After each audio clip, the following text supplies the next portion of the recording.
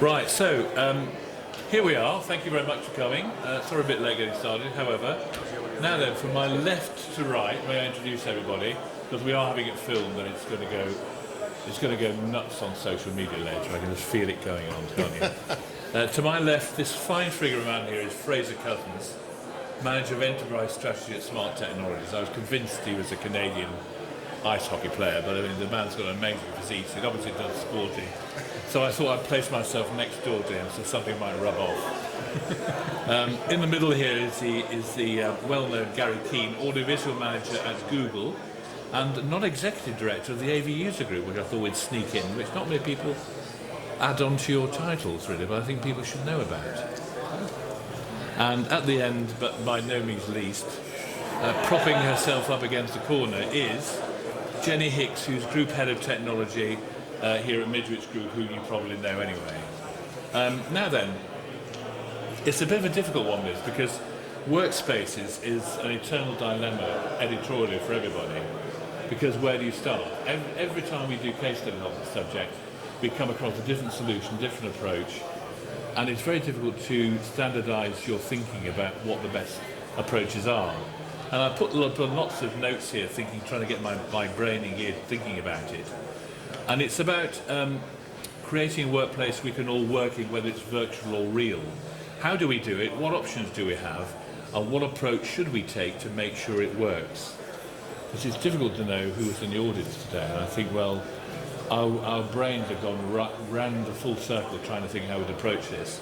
So I think really we'll start from basics. And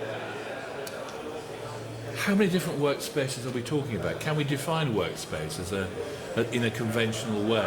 Is this just a vague notion that we think, well, it's the nirvana, but it depends on the business and so many different requirements? I really don't know. Gary, what about you? I mean, a lot of things go on Google and workspaces, aren't they? I mean, everything's a workspace, isn't it? So the methodology we use is we take a business-focused approach. So what that means is we're intensely interested in the goals that our business customers have and the ways in which we can help them meet those goals. And typically the way that resolves in the AV space is going to be about spaces where they can collaborate and then spaces where they can work pretty much in isolation, where they can do focused work.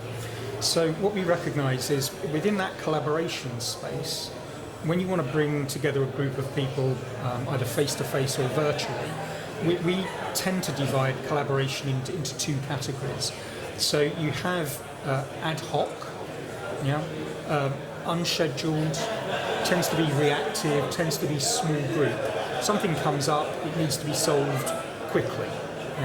And then we have slightly more formal, scheduled, typical weekly meetings, larger groups, tend to follow a set format. The research that we've done internally shows that roughly 85% of our collaborative meetings fall into that first category. Only 15% fall into the second category of larger, more formal meetings. Within that 85%, 90% of those are 7 people or less coming together. Is this something that's come out of your... I mean, the difficulty I have, certainly understanding that, is if this happened to be, certainly in our company, if we happen to have a free space and there's a nice collaborative environment there, but it's not particularly free, we'll just pop into a non-collaborative environment because it happens to be a space we can pop into, and it happens to be the boardroom. Do people actually consciously create these spaces thinking that there's going to be a specific function for them, or do they create them by what they feel themselves falling into when they just happen to have a meeting? So we always have a meeting over there, let's create a space around it, because that's what we usually do. Do they start formally, or do they start relatively informally? So the approach that we're beginning to take and beginning to roll out at scale now does fit that description. So what we do is, again, we look at a team which could be up to 9 people. That's like the basic social unit at Google. And even within a team of 9 people, you will have a space budget.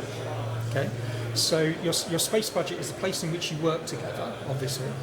And within that, if you need micro meeting spaces, you can have them. Now, they might be phone booths because, again, you do a lot of collaborative work with other sites and you need to jump in, do a one-to-one call, or you need to participate in a large call when you're a single person participating in that call. And the ability, or rather our ability to give you that space means you're not creating a noise problem for your co-workers when you go into that phone booth. But within the team, they're typically going to need their own meeting space because, again, we don't want them causing that noise problem when something comes up and you've got 2, 3 or 4 people going, yeah, we need to work on that. So the fact that your meeting room is owned by you, is not bookable by anyone else, and it's 6 feet away from you, that soaks up that local demand. And we talk to our customers, our end users, Googlers an awful lot, we survey them. And the questions we ask them, typically every 6 months, are focused around how the built environment either helps them collaborate and do focused work, or gets in the way of collaboration and focused work. And the single biggest regular complaint we get back is noise. Can't do my focused work because there's a collaboration going on that's not really important to me, but that noise is stopping me from doing my own focused work. So the ability to soak up that local, ad hoc, fast turnaround, small demand, that's where we start. Jenny, has this sort of added a completely separate tack on to how you think about products? And, you're giving advice to those selling their products into these sort of environments, so presumably the support you give vendors to introduce them to a completely different mindset, for example, is presumably part of what you do. I think the biggest part of this problem has been that the huddle space movement, the ad hoc meeting space and so on is still relatively recent within the last couple of years, and we spent a long time working with vendors around kit that got bigger and better and was better quality, particularly for video calls. So the standards that were applied 5-6 years ago for the meeting spaces that are already in use and are still working very well don't lend themselves, these products don't lend themselves to the smaller spaces. I suppose the biggest issue we now find is that we can't match the standards that were installed 4 or 5 years ago and give a unified experience across an entire workspace because those products aren't lending themselves to the huddle space or to the desktop. And even more prominent now, products that do lend themselves to those smaller spaces are typically having to be completely software agnostic. So only 2-3 years ago did we say or see businesses saying, I am standardizing on this one soft codec platform or this one on-premise video conferencing solution, and everyone that wants to talk to me will use my solution. Today, that's no longer the case. So unless you are a business who only talks to people within your business, you have to accommodate other soft codecs, and all of a sudden products that were only installed 2 years ago are being refreshed for USB, completely software agnostic solutions instead. So it's great for channel partners because of that early refresh business, but in terms of meeting customer expectations, it's proving to be a bit of a nightmare really to accommodate everything that they may or may not want to do. I think that's a case in point. Like I remember beating an organization that had exactly that point of view, and but acquired also a very large organization. It had the exact opposite tech, and so to accomplish the goal of how they would work together was a wrestling match, and it was a key part of how they really had to unlock capabilities. So yeah, even when you think you had it all solved, things can change externally for what you have to do to be able to drive change. I wanted to go back to what Gary was saying for a second. I fully agree and also disagree with some of the things that you said. So the first thing I loved about what you said was the birds of a feather flock together. Our studies show that people book rooms or use spaces, whether it's ad hoc or not, closest to them, the most convenient for them, the most familiar to them. But when you ask them why, perhaps this might be the state of technology in other spaces, but it's because we're familiar with what they are able to do for us, and perhaps the medium defines the type of meeting that we want to have, and rooms are not always equal in regards to what they're capable of doing. Or it might be just because it's familiar and easier and closer, I'm not sure. The second one that I think that's inconsistent with the behavior I'm seeing, and this might be more of what Jenny was saying about the larger area, about the rise of the huddle, and maybe where you're at in your evolution. But the studies I've seen and the usage reporting that I'm seeing of my clients at Smart are about 60% to 70% of organizations are still scheduling time for when they're actually working in a space, at least calendared events. The rise of the open zone is real, but it's just not there in most organizations, I think, yet to get wide scale. But I think the way you've implemented it is genius, right? Keeping it close to the group, keeping that homogenous culture, and really relieving the distraction. I think that's fantastic. I mean, we're in a position where we've rolled out ubiquitous VC. I mean, we're at 21,000 meeting rooms at the moment, all VC enabled, coming up to 300,000 VC calls a day going through them. And we've been at that ubiquitous level now for 2.5, coming up for 3 years. So understanding the operational model around that is really what I'm bringing here today. So in a sense, what I'm not planning to do here is to say we've discovered these things, you should do them, because it's unique to our culture. We're a deeply collaborative company. But there are threads that can be drawn out about managing at scale, managing a fleet that has a consistent end user experience, and also being able to change it quite rapidly as well, change the nature of the fleet quite rapidly. And I think I can talk to those lessons. Yeah, absolutely. That's great. That's great. Thanks, Gary. I mean, this is Abdul Rafique, by the way, from Bloomberg, who's arrived now, which is great. Hi. You okay? Do you want to get your breath back? I'm so right? Sorry. No, don't worry, it's fine. You're here, that's the main I'm used thing. to taking the train, so... No, I know. Well, it's like creating a workspace adds that element of unpredictability to the whole thing, doesn't it, really? But, it's... Anyway, thanks for being here. Just talking about, what workspaces are and really how you go about thinking about what you need as a workspace. Now, Bloomberg had probably more formal requirements. I remember Jeff was saying about all kinds. I mean, it seems to be such a frenzy at Bloomberg. It's like a machine that rolls everything out just at an alarmingly fast rate. Have you got a sort of methodology that you use when you're thinking about workspaces? Do you call them that? Someone won on the accumulator over there, I think I have, yeah. There's a meeting going on behind us, so it's fine.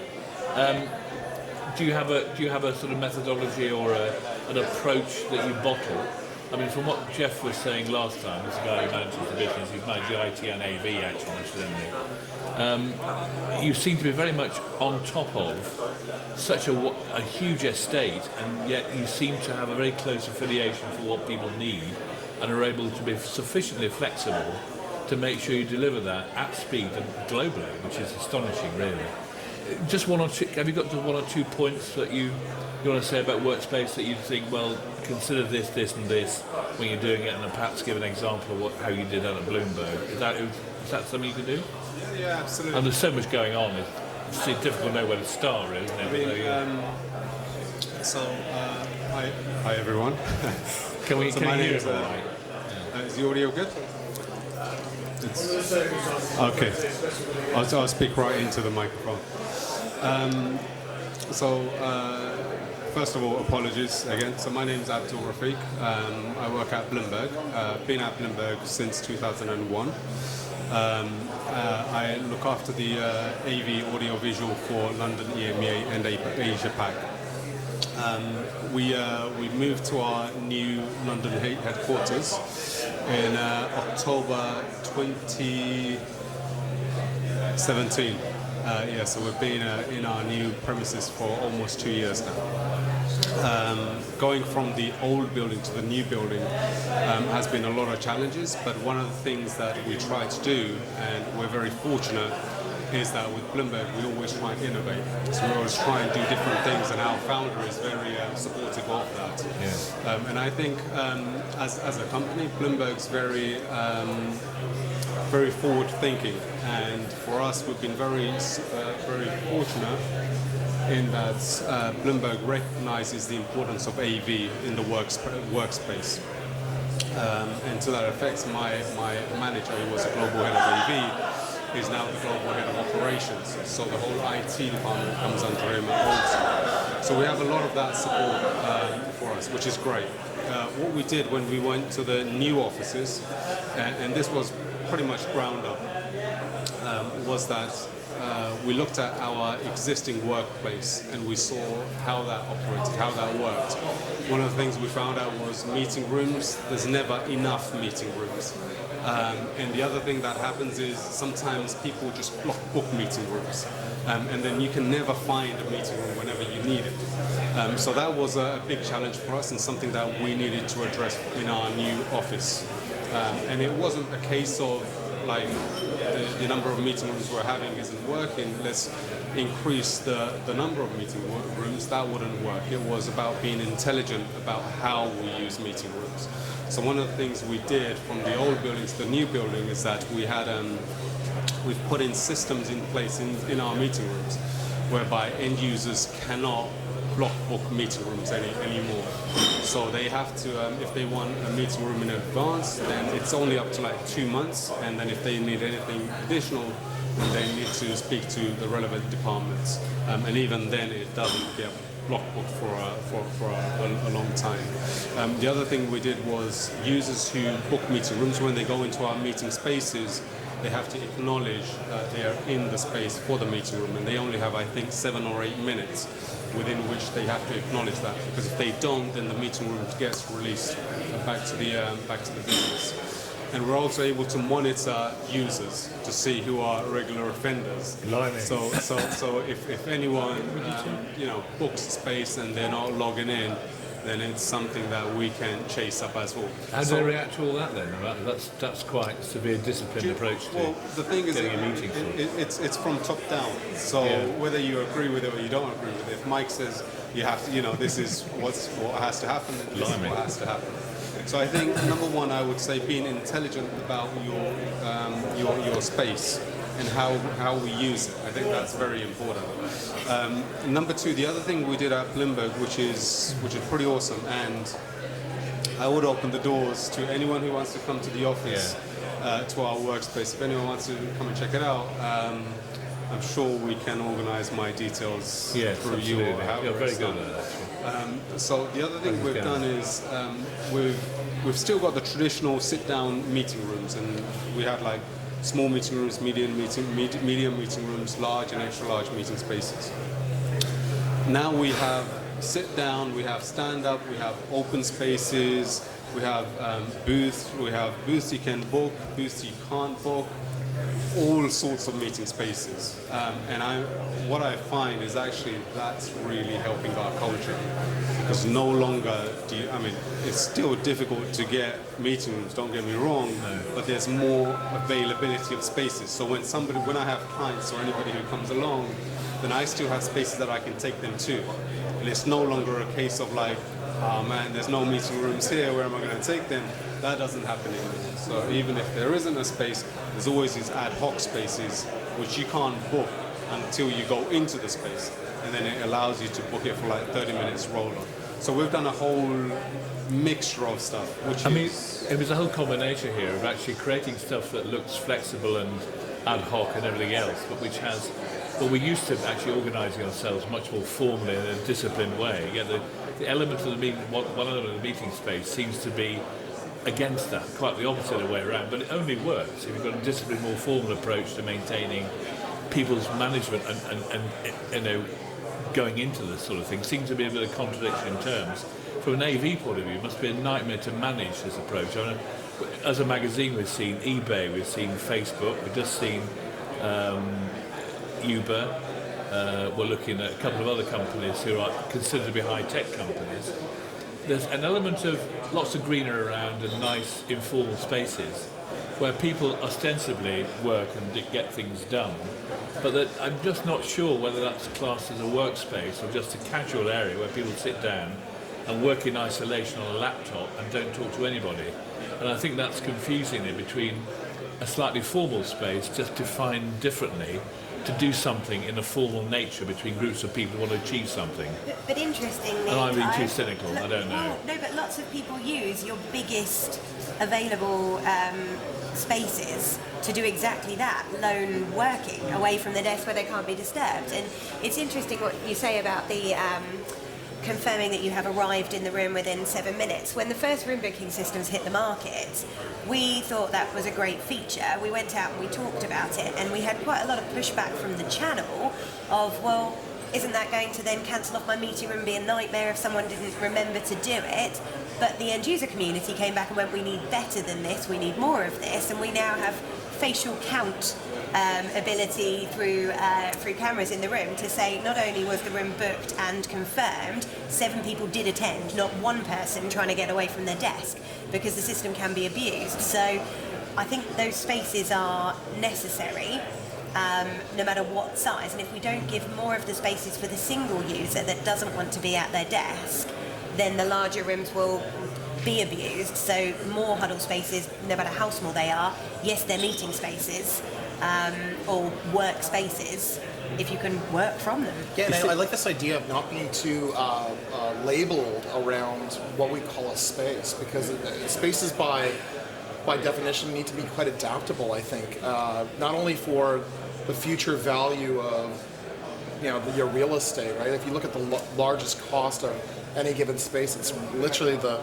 square meters it represents, right? The square feet that represents. It's and then the people that are utilizing it is maybe perhaps the largest cost. So how adaptive that space could be might be maybe its value. It's its versatility of the range of outcomes that you can accomplish in a space. So I think it's fantastic that a lone space could be at one point a quiet zone that could be then transitioned to a place for commune to drive community. Sorry, Abdul, go on. The one thing I was going to add to that is variety helps, and it's also got to be appropriate for its use. So what that means is, like you say, I mean, we had the same, and we still have the same problem. In terms of you have a group of people who want to go into our event space because those are closed, and those are typically like 200 circa seats, and there's only like 5-10 of them, and they want to use that space because there isn't access to some of the other spaces. But the thing is, as long as you give the end users the options and the flexibility of having other spaces available to them, and you also have to educate them also. You have to tell them that actually you can't do this. This isn't, and you've got all of these other options available. And when we first moved into Bloomberg, the culture from the old building kind of transferred over to the new building. And it was something that we had to educate the end users to make sure that they weren't using the wrong spaces, but they were using the right spaces. So for us, when you go into an event space, then that's an operator-led environment. Well, what is a wrong space and what's the right space? Well, I would say, so we're very fortunate because we have different flavors of spaces. So what I'd say is we don't have the problem of long ranges going into a larger room, because now we have these booths dotted around the office. So you have what we call Nexi station or conference stations. In our pantry, when you go into the pantry, there are these other booths called haha booths, which is essentially open spaces where you don't book them, you just go and use it. And those are pretty private because they are away from your desk. They're not close by colleagues, but they're private enough for somebody to hold a meeting on video conference or whatever, and have that sense of security, if that makes sense. So I think for us, it's giving the end users the variety that we've been able to give them so that they can better assess which space they need and which space they don't need. I mean, it seems to be like an elephant in the room. I don't know whether you agree, but end users are trying to experiment with new working environments for their employees and a variety of other reasons to really sort of make sure that whatever they're trying to attract new types of staff in, they're trying to accommodate new technologies. People are working more collaborative now than they used to, but the AV industry itself is also wondering how the hell it sells technology into whatever environment's coming its way. And at the moment, they're hoping, I think everybody's hoping, the collaboration technology will fit into whatever solution end users throw at them. when in fact I feel we're in a bit through a transition. You're seeing it in audio, aren't you? Where they're working with different beamforming and experimenting with different spaces and areas to see how that technology can be used in different scenarios. I'm not sure how that's working in the screen area. I mean, I'm certainly seeing screen elements, but still focused on resolution and various other traditional things. I'm not seeing almost ecosystem type stuff. You would say, well, here's how these combinations of products work together to work in whatever space it might be, or if they want this to be flexible, this, and this. You know. I think audio is very interesting in terms of the, let's say, the trends that are really taking over spaces. So if you look at the past 3 years, or maybe the 3 years next to come, for how we're actually allotting space for individual work and shared work. Good news is I think the more, as real estate's shrinking, we're seeing the proportion of space that's being allotted for shared or group space is growing in proportion. So the actual total amount of, let's call it, group areas are actually increasing overall. But I would say it's almost equally measured for, let's call it, a conferencing space that's conducive for a closed door discussion where you can have a meeting over distance perhaps, as much as open zone areas. I think the challenge is there's a conflict on the rise of how many meetings are over distance.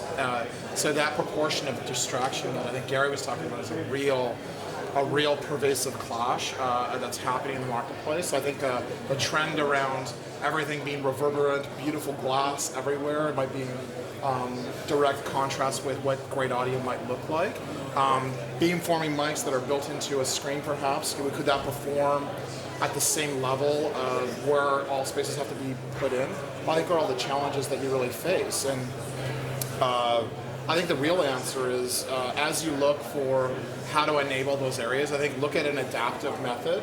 Look at a solution that allows you to not only address today's moment, but perhaps an adaptive space or where you need to go overall. And what I think is fabulous when it comes to audio is the rise of USB, right? What's changed all of our communication habits have been our communication platforms we use, right?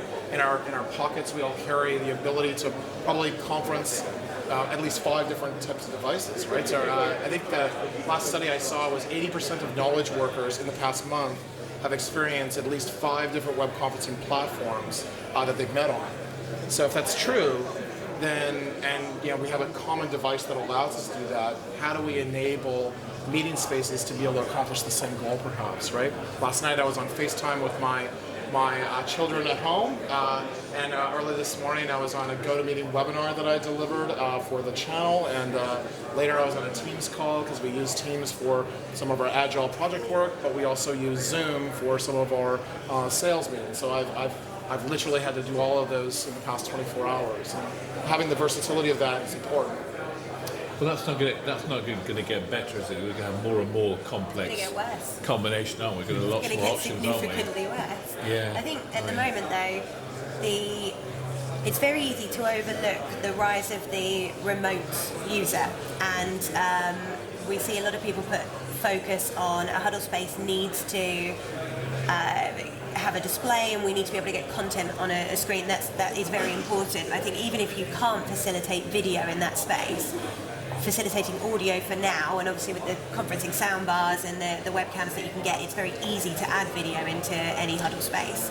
We see a lot of projects where they believe that video is not relevant to those smaller spaces, and then realise that actually for every call that you make or every meeting that you hold, it's highly likely someone needs to be there who's not in the office at that time. And we're going through this as a business ourselves at Midwich right now. We've opened our new facility in Bracknell. 2/3 of our working staff are in DIS and 1/3 in Bracknell, and that's across teams. It's not a case of some departments are here and some departments are there. We have colleagues at 200 miles away. And the importance of having video-enabled spaces, whatever space it is, has suddenly dawned on us. But the difference between creating a mini version of what your main office looks like and a slightly different space that accommodates a different way of working. Yeah. And I think people are saying, well, we've got a remote office, we've got a smaller version, a couple of chairs, a screen, this, that and the other. It's exactly what we're doing in head office. We're not thinking differently about how our staff work and therefore the facilities they require. And we're seeing a lot of this. This is what makes it so difficult and confusing. Yep. that they're confidently looking at technology as a sort of comfort zone. Yeah. Oh, I know how to use that for that's all I need. They'll cluster around that rather than thinking differently about how they just want to talk to each other.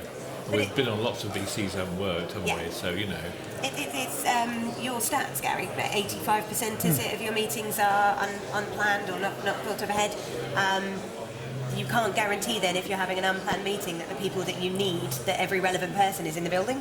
So when you sit down, you are highly likely to be calling somebody in, dialing someone in. Yep. And whilst I think we do see a lot of people cut corners there and use exactly that, FaceTime and whatever else they can, or huddle around a laptop, despite the fact that the display is behind it in some of these spaces. Well, what's that thing Infocom 2 years ago now is Ricoh and IBM's AI machine. They were having a little meeting between a number of different nationalities. They were recording the meeting. They were were doing stuff through the screen, in fact, and the rest of other things, as you do with your laptops.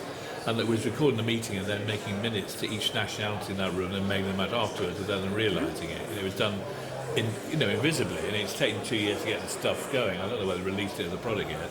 They were next to Barco, which sort of spotted it's going on from a company, and it really surprised me. Has done, I used to follow Ricoh years ago doing photocopiers and various other things. A lot of these companies here, have come full circle and are doing vastly different things. And they were using some of this older technology to do interesting things that seem to fit in with what a potential workspace might want to do, which is walking into something which has nothing in it, yet you want every functionality you feel that at that point you want to use without feeling as though it's formally installed but you can call upon it. Now that's the nirvana, isn't it, where AB becomes quite invisible, yet it's there when you want it.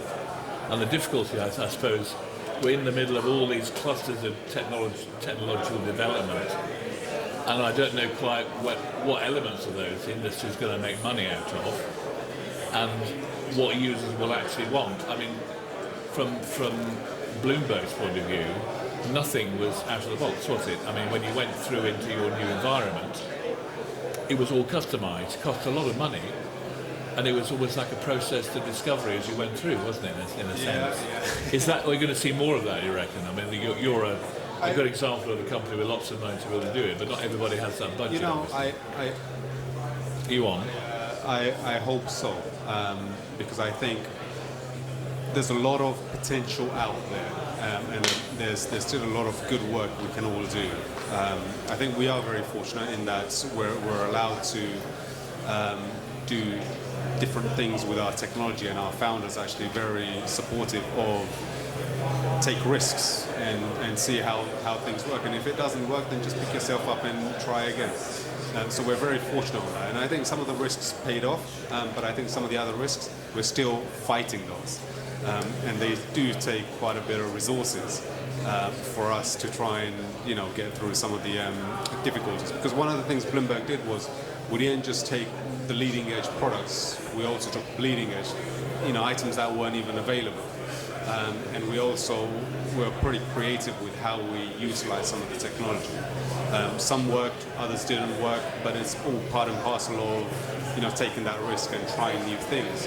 I think for us, these video conference booths, which were not booths, so video conference stations, which we call Nexi stations, Nexi pods.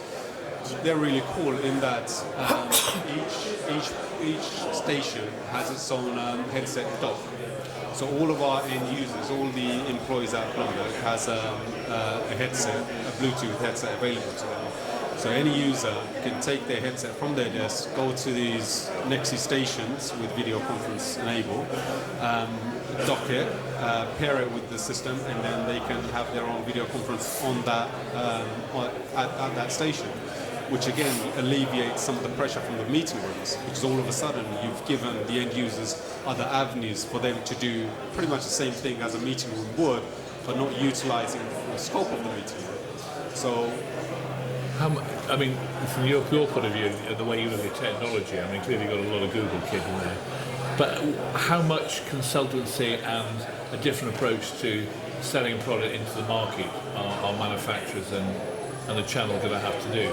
Do you feel as though the whole distribution of products and the whole understanding of what users want is going to change subtly, or do you see it as it's Because these are new requirements, essentially. It's a fairly new territory, I would think, a lot of people. Yeah, I'll answer your question in a roundabout way, because I'm not going to inadvertently set myself up as an oracle to proclaim what manufacturers should. Oh no, well, do. we're exploring things here, aren't we? This is, But where I think more work needs to be done across the industry is in capturing the benefit of the work that's done in a way that is relatable to sponsors.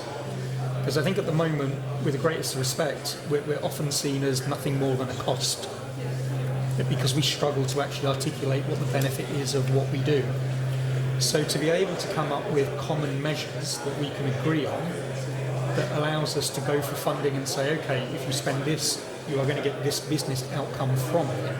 I think that's critical. And I also think that manufacturers can get into the slipstream of that, because again, it gives them a language in which they can talk to potential enterprise buyers about, well, if you invest in my technology, you get better collaborative outcomes, and I can show you that that's the case.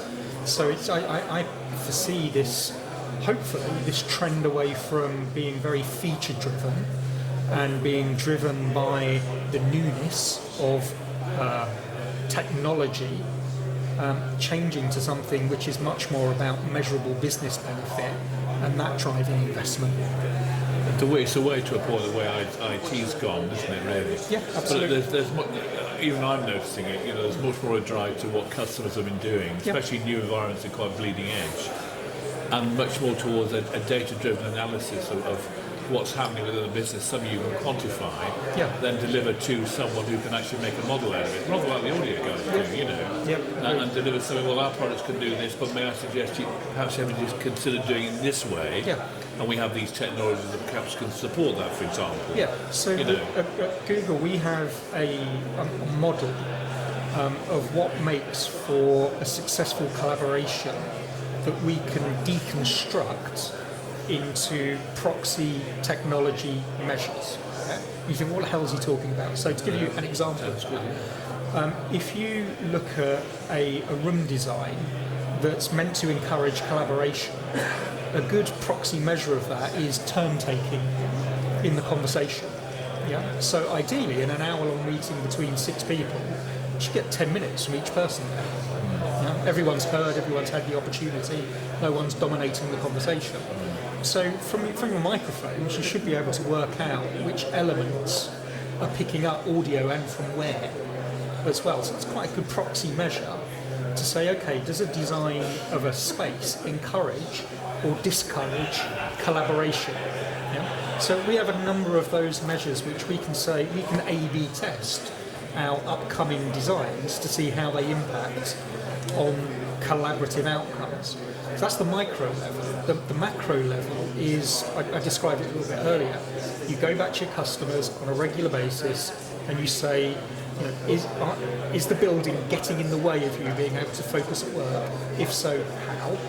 And is the building getting in the way of you being able to collaborate at work? If so, how? Get that feedback, be seen to act on it, and then you're in a virtuous circle. That's all we do. It's interesting, it's bringing the users more into the equation, isn't it, really? But we just run a round table between architects and AV consultants, the second one we run. And these sort of issues have come up in that there's much more of a user feedback into what's required in the environment, and that's matched with the architectural vision. These people aren't quite as remote as we think they are in architecture, and actually matching that with the consultant's analysis of what the business is doing and trying to match it in technology requirements. It's still relatively new, isn't it? Because of it hasn't been driven before, has it? It's only since we've been exploring new types of environment has this sort of approach been taken, and it's something we've written about editorial. Well, we're still developing it really to see how widespread it is. But the model is you get rooms which are square or rectangular in shape, which are built with stud walls that have screens on them, which tend to be rectangular in shape now. And that's the starting point, and that needs to be pulled apart and rebuilt. So people's workspace aren't flexible. I think you had me on reporting utilization is not enough, right? So what I would say the base level of what has been, kind of professed, has been this idea of if the room is utilized, then that is just enough information to want more. And that's not the outcome that we're all seeking.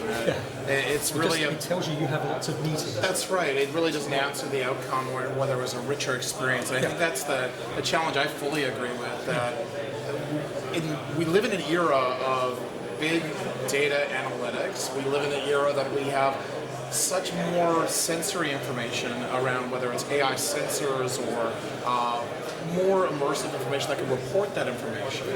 I think the challenge we should all take is how could we take those proxy of outcomes and then drive to what that modeling would look like for that answer.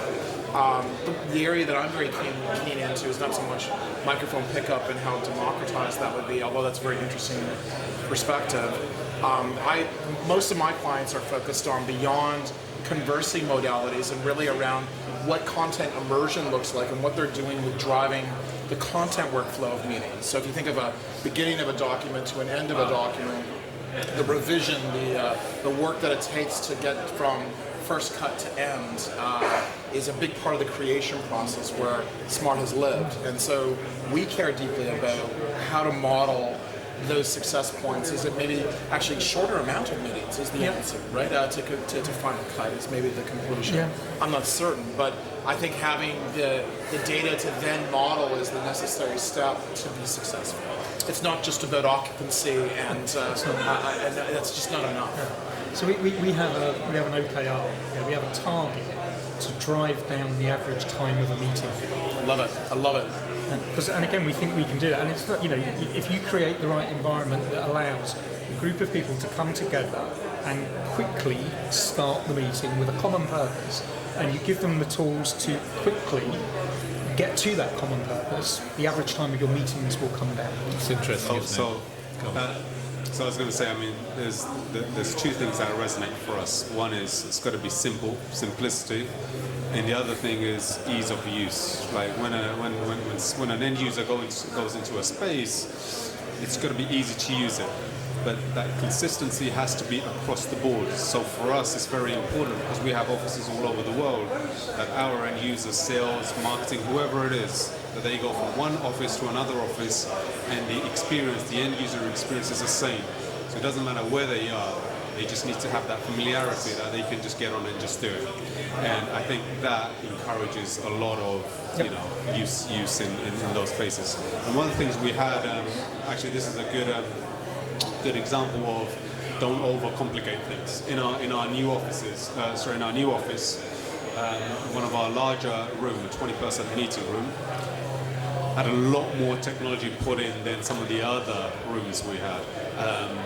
There was like DSPs, I'm not going to go into names or whatever, but there was DSPs, there was all sorts of technology in that room. And the end users lost faith in it because it was just too complicated. There was like a touch screen which allowed them to do this and that and so forth. The end users, all they wanted to do was just go into the room and just have their meeting. They didn't want to have the complication. And so what we've had to do was literally strip down the technology and make it as if they're going into a smaller meeting room with technology which are similar but able to provide the coverage of a 20-person meeting room. So again, it doesn't have to be complicated, just keep it simple, but just make it easy for the end users and make it consistent. The design has to be consistent from room to room, from location to location. That's what I've seen in my end user studies as well. If you take away perhaps the decision maker that might make decisions on the possibility of maybe something being used, the end users value consistency above all else. They want meetings to start on time, that they reliably know that they can hit one button and it's going to work, and be able to deliver what they do every time. And it's really about the fear of being embarrassed or having difficulty in front of their colleagues. Those really matter in regards to what's the old adage? We're more fearful of public speaking than death itself, yet we put our users in these contraptions of complication and hope that they're successful perhaps, right? So I fully agree with what you're saying about consistency wins. Because at 9 a.m. they're in one meeting and at 10 a.m. they're in another, and they want that consistency across. I wonder if this will change a little bit though. So for now we see the amount of technology, particularly hardware, stripped back in rooms to give that consistency across spaces, to give as simple a user interface as you possibly can. And then we get some kickback of, well, I wanted this feature and it's not there, I want it to work like this, I'm a fan of this personal device, not this one, and it's difficult to meet everyone's expectations. We're not there yet, but when voice control is perfected for the meeting room, we can go back to serious complexity of systems in a meeting space, because the only people we then have to worry about is support. The user experience will be however you want it to be. And the easiest way to interact with technology is surely by voice. If that is as robust as it should be, then any variation of your request will be accepted by that voice control and no training should be required. At that stage, we're back to loading up a lot of kit into meeting rooms, but until that's ready, we can't do that right now.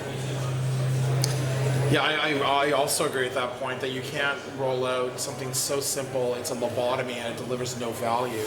It has to deliver at a base level enough capabilities that unlock those capabilities.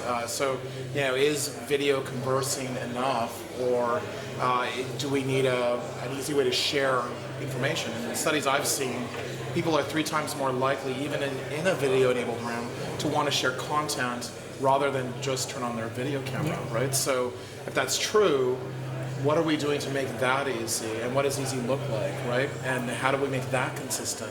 That feels like a big challenge for our industry to answer.